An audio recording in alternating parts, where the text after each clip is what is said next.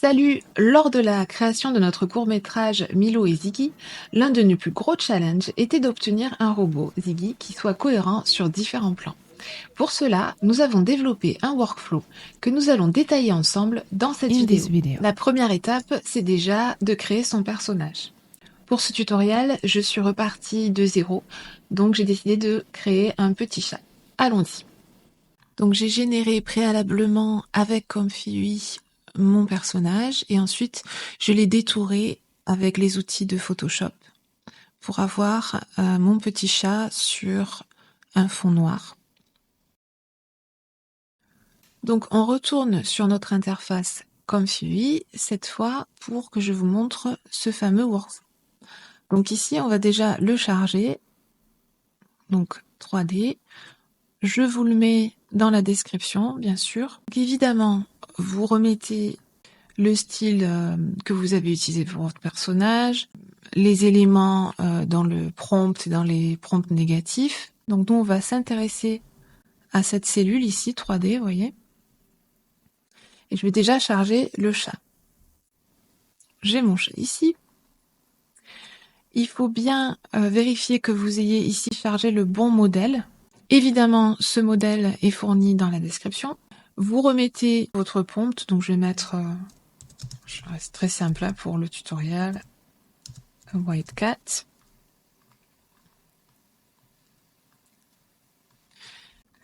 Donc on va s'intéresser ici à ces 4 nœuds.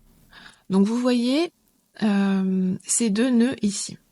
Le premier, celui-ci, ça va être le mouvement de votre caméra sur l'axe horizontal. Et celui-ci, ça va être le mouvement sur l'axe vertical. Donc si je veux déplacer mon chat sur l'axe horizontal, je vais tout simplement bouger le seed qui est ici. Donc par exemple, si je le mets à 10, donc je laisse ici à 1, voilà. Si je le mets à 10 et que je génère mon image, voilà, vous voyez, ça m'a généré une image 3D de mon chat avec une légère rotation. Cette image, évidemment, on voit qu'elle n'est pas du tout qualitative, le chat est déformé. Donc dessous ici, on voit que notre chat a été repassé en image to image, en appliquant le style qu'on avait choisi, etc., pour qu'il sorte de manière beaucoup plus qualitative. Donc si, mettons, je change mon seed, encore une fois, que je le mets à 50, je régénère, et bien tout simplement, ça va faire tourner à nouveau mon chat. Je vais avoir mon chat de 3/4, repasser dans les images to image de manière automatique, grâce à notre workflow, et vous avez un chat qui est cohérent. Alors, si je veux le faire tourner dans l'autre sens, on peut pas mettre de moins ici. Donc, il faut tout simplement que je continue. Donc, on va dire, mettons, 10 ici. Je régénère. Et voilà, j'ai mon chat de dos. Et dans le image to image, de dos. Alors évidemment, il y a un petit problème ici. Faut pas hésiter à régénérer plusieurs fois aussi.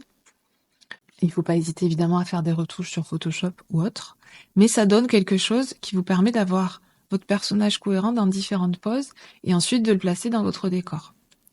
Si je continue à le faire tourner, je vais mettre 250 par exemple. Voilà, je vais l'avoir sur l'autre profil et régénérer correctement. Donc ça, c'est pour la caméra sur l'axe horizontal. Maintenant, si vous voulez faire des cadrages en plongée, contre-plongée, etc., là, on va jouer avec ce node qui est ici. Donc, je vous montre, par exemple, je vais mettre, donc je me suis remis en 1 ici, et ici, je vais mettre 20. Vous allez voir ce que ça donne. Je génère. Et là, on voit bien mon chat en plongée, repasser à image to image. On a quelque chose de quand même plutôt sympa qui se tient très bien avec notre chat de départ.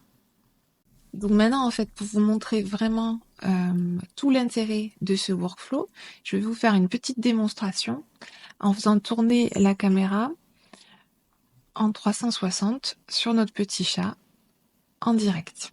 Pour ça, on va laisser notre seed à 0. On va bien veiller ici à laisser sur Increment.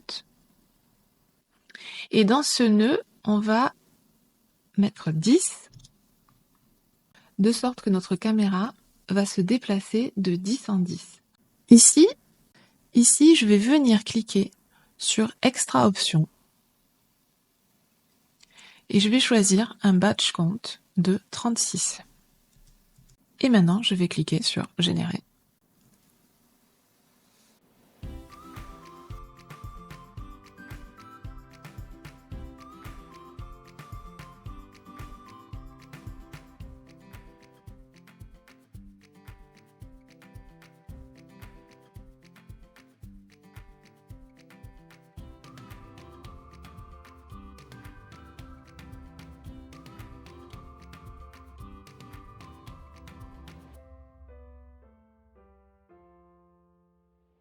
Et voilà, si ce tutoriel vous a plu, n'hésitez pas à commenter, liker, partager et à vous abonner à notre chaîne si ce n'est pas déjà fait. À bientôt!